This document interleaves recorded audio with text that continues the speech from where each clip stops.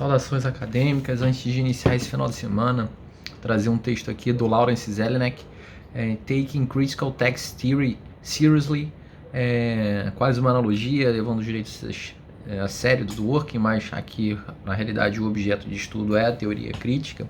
Para quem não sabe, teoria crítica é uma virada nas teorias tributárias que muito analisam aspectos como capacidade contributiva, progressividade, essas teorias que olham para aspectos formais do sistema. As teorias críticas, elas passam a analisar o sistema tributário a partir de outras perspectivas. Por exemplo, vai trazer perspectiva feminista nesse livro. Também dá alguns toques aqui de teorias raciais, teorias de casamentos de pessoas do mesmo sexo, por exemplo. Então, olha para aspectos culturais e não apenas aspectos relacionados ao sistema tributário, ao jurídico mesmo, propriamente dito, né? Então, entre os desenvolvimentos mais em voga, né, nos últimos anos, vem sendo a própria teoria tributária feminista, né? E o insight básico aqui dessa análise é que o tratamento fiscal do trabalho, da família, dos filhos, eles têm um efeito significativo na vida das mulheres. E essa questão remonta à década de 70, né, 1971, um período em que Grace Blumberg ela escreve um artigo e aqui detalha alguns desincentivos ao próprio trabalho imposto às mulheres casadas, e esses desincentivos vêm atreladas ao próprio imposto de renda federal, seja pela forma de declaração conjunta, né, que muitas das vezes estimulam que a mulher não trabalhe, tem uma renda secundária que talvez extrapole um valor lá que o casal não poderia mais deduzir algumas despesas. Mas voltando, fato que a Bloomberg estava na frente do seu tempo, né? Mas seu trabalho ficou amplamente negligenciado durante os anos de 70, mas a partir da década de 80 e também a partir da década de 90, começou a surgir um número de acadêmicos acadêmicos tributaristas, bastante ligados às questões de políticas tributárias feministas, né? Então Blumberg ela analisou, né, algumas implicações feministas sobre, por exemplo, a declaração de renda conjunta, e aqui aspectos como a dedução de um ganhador secundário, abonos familiares, deduções, né? E alguns teóricos foram além de Blumberg, que consideraram um efeito sobre mulheres ricas, pobres e classe média, casadas e solteiros, e outros muitos aspectos, né, do sistema tributário. Por exemplo, a dedução matrimonial do imposto sobre heranças, a progressividade do imposto de renda, as próprias normas da declaração do imposto, o crédito de um imposto sobre o rendimento, também a estrutura de benefícios fiscais da Previdência Social e uma questão curiosa que é a tributação de um rendimento imputado, que eu vou detalhar mais para frente, né, se esse vídeo não ficar muito grande. Outros exemplos também na teoria crítica, além da feminina, começaram a surgir, que utilizou métodos de análise semelhantes das teorias feministas, e surgiram as teorias crítico-raciais, que exploraram os efeitos sobre uma tributação dos afro-americanos, no que diz respeito aqui a regras fiscais sobre casamento, propriedade, riqueza. E também surgiram, como disse preliminarmente, teorias críticas voltadas para casais no mesmo sexo, né? E essas teorias, uma questão comum é que elas focalizaram a sua análise sobre um grupo que seria tradicionalmente subordinado, né? E aí elas descrevem aqui uns objetivos de análise como uma mudança, uma modificação no paradigma dos próprios discursos sobre a tributação, né? E aqui inclui as discriminações que recaem sobre deficientes, discriminações de exploração econômica, de heterossexualismo, de sexismo, de racismo. E aí os acadêmicos que estudavam essas teorias, eles apresentam aqui uma perspectiva que apresentam, que formam os aspectos discriminatórios e exploratórios e que oprimem as minorias subordinadas do próprio esses dispositivos que estão no próprio Código Tributário, muitas das vezes de forma oculta, né? O problema é que muitas das vezes essas análises elas vêm sendo, de certa forma, vistas com alguma tendência, né, para como se os teóricos críticos queiram ver de toda forma um dispositivo errado, apresentar um culpado, enfim. Não existe uma análise, né, aprofundada, isso o Zelinek vai explorar ao longo do texto, né? Segundo outros teóricos, o interesse da tributação, dos acadêmicos sobre a tributação, ela vinha recaindo aqui sobre aspectos econômicos, sobre aspectos financeiros, sobre aspectos normativos, e essa modificação, né, para verificar os aspectos discriminatórios é uma mudança bastante aceitável, né? Mas, como toda mudança de ponto de vista, ela pode causar algumas distorções. E aí o próprio Zelinek, ele expõe a sua preocupação inicial sobre os esforços aqui que vêm sendo envidados sobre essa literatura crítica e cita aqui 4 problemas que vão enfraquecer esses estudos acadêmicos.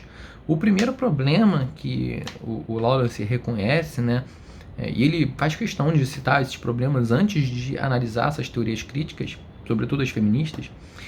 O primeiro problema é que ele fala que existe um entusiasmo excessivo para acusar que as leis tributárias são preconceituosas, são discriminatórias com mulheres ou negros, né?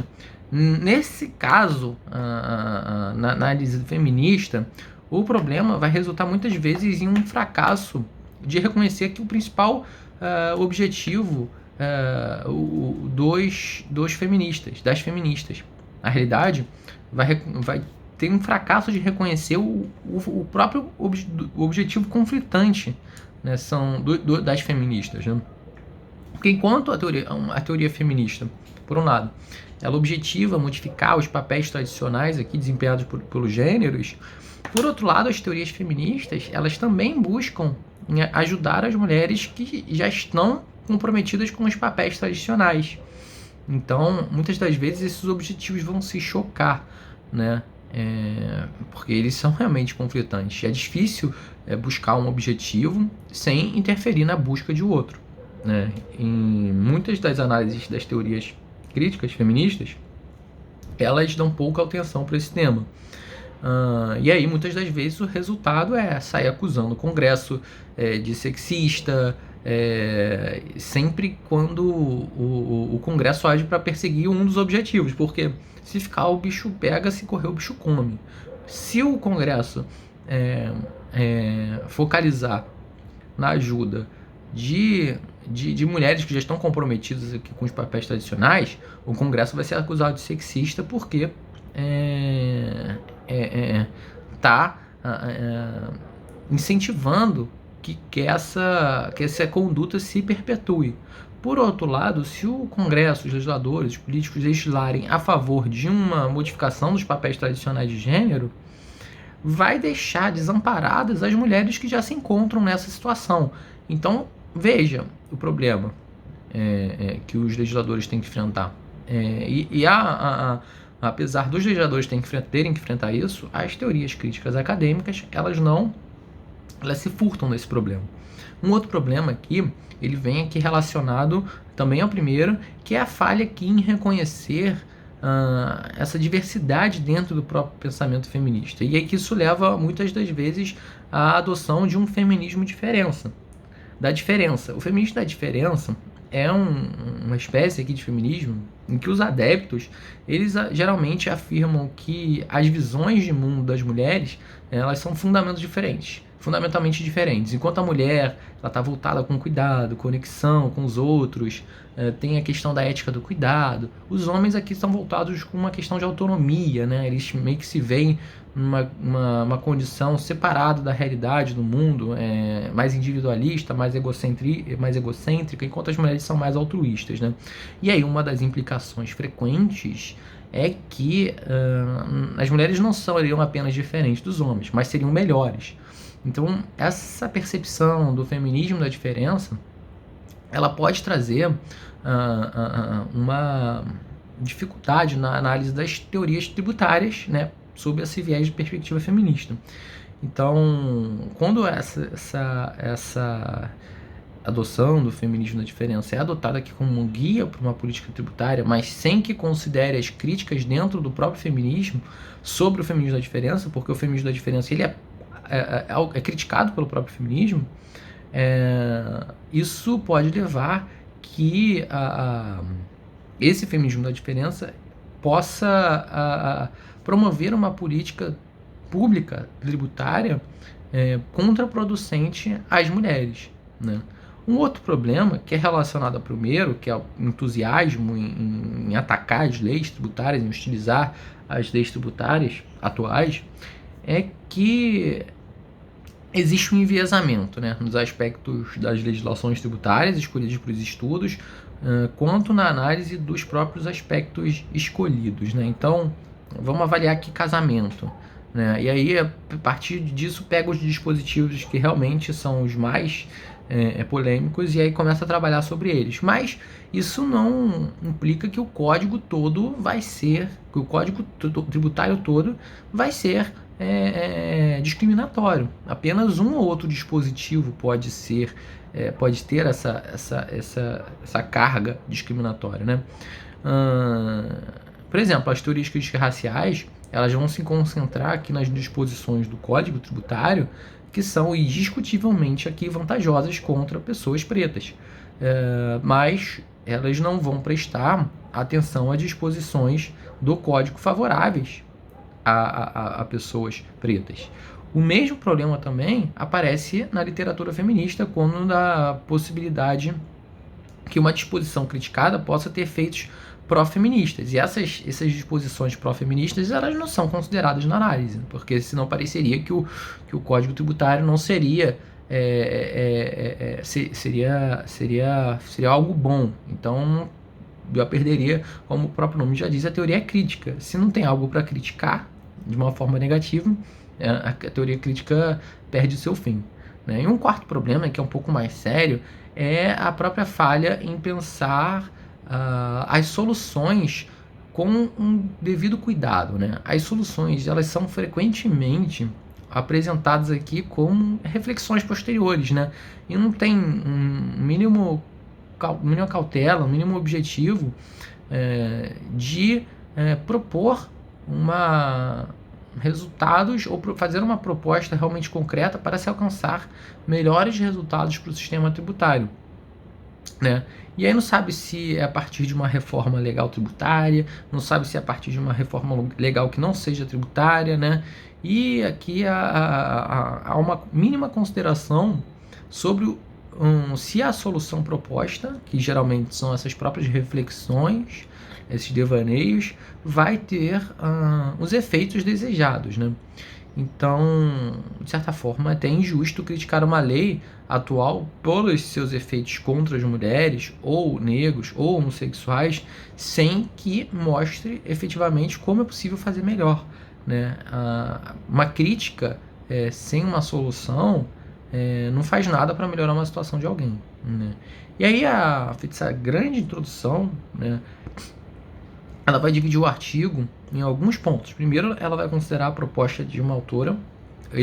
O Lawrence vai considerar a proposta de uma autora, que é a da Nancy Stout, que basicamente a ideia dela, na sua teoria feminista, é atribuir uma renda imputada para tributar as pessoas, as donas de casa, e a partir disso, com o fim de fornecer aqui uma segurança na renda de aposentadoria. Parece esquisito, mas eu vou explicar. Depois, vai utilizar aqui alguns argumentos de Mary Louise Fellows e Wendy Gerzok sobre o fideicomisso QTIP, né, que é a propriedade de interesse rescindível qualificado, guarda aspectos paternalistas, né, relacionados aqui a imposto sobre heranças e doações, que são realmente sexistas, né, em sua concepção e efeito.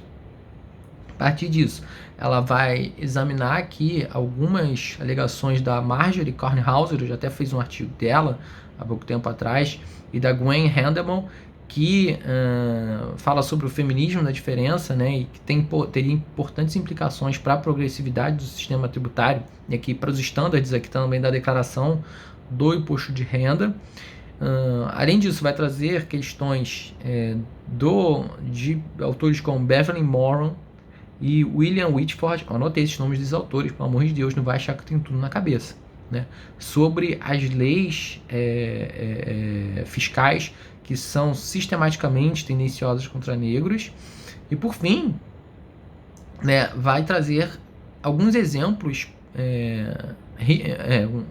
para meio que melhorar o argumento da Lawrence, né, falar que realmente as teorias críticas elas não apresentam de todas, de certa forma, de uma maneira ampla, soluções viáveis. Ela vai trazer aqui algumas outras soluções. O Lawrence ele vai trazer nos capítulos finais alternativas que são positivas, bem pensadas, né, para fazer esse contraponto de que nem tudo pode ser descartado, né, e de Blumberg, Kane e Chambers, que aí foram onde as teorias críticas realmente trouxeram pontos positivos, né. E por fim, ela vai concluir por que os problemas são comuns na literatura tributária crítica e vai propor aqui uma solução de melhoria, já que ela não poderia, o Lawrence não poderia ir contra a sua própria filosofia de que se uma crítica ela não tem uma solução, então é melhor ficar calado, né? Então, mas ele propõe aqui uma linha para que a teoria crítica possa ser seguido, e isso é um aspecto relevante, né? Porque pode não existir apenas teorias críticas raciais, de pessoas do mesmo sexo ou feministas, pode existir outros tipos de teorias. E para elas se desenvolverem, elas podem seguir um checklist aqui de como ela deveria fazer uma análise, né? Como se fosse como ela deveria se estruturar, né? Para que ela seja realmente consistente, né? Bom, vou fechar esse vídeo apenas para ter uma organização, porque eu queria fazer, provavelmente vai ficar um vídeo longo, porque esse artigo é longo. Queria fazer bem dividido, né, entre caso feminista, o caso de negros e os casos de homossexual, talvez, e aí depois posso concluir. Bom, isso não cabe a você, cabe a mim, então vou fazer isso dividido.